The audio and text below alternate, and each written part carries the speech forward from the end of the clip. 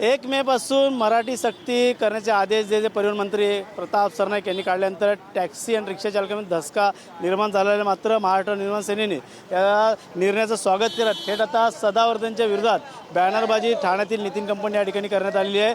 सदावर्तेंचं नामकरण करत या ठिकाणी सदा रडते असं करत आधी स्वतःचे डोलारे बैल सांभाळा अशा प्रकारचा इशारा देणारा बॅनर या ठिकाणी लावण्यात आले। व्यंगचित्राच्या मार्फत सदावर्तेंच्या विरोधात ही बॅनरबाजी मनसेचे पदाधिकारी स्वप्नील महेंदरकर यांनी केलेली आहे।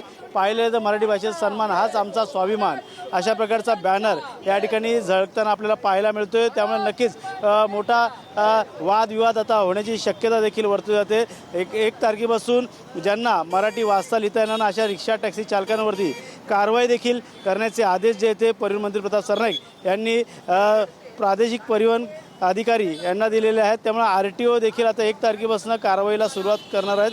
पाहायला गेलं तर मोठ्या संख्येने या ठिकाणी रिक्षा टॅक्सी चालकांमध्ये अमराठीचं प्रमाण देखील मोठ्या प्रमाणात आहे।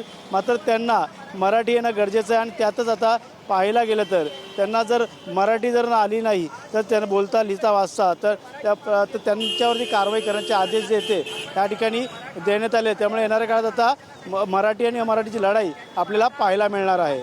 कॅमेरामॅन गणेश रहाटेसह गणेश सुरा, TV मराठी, ठाणे।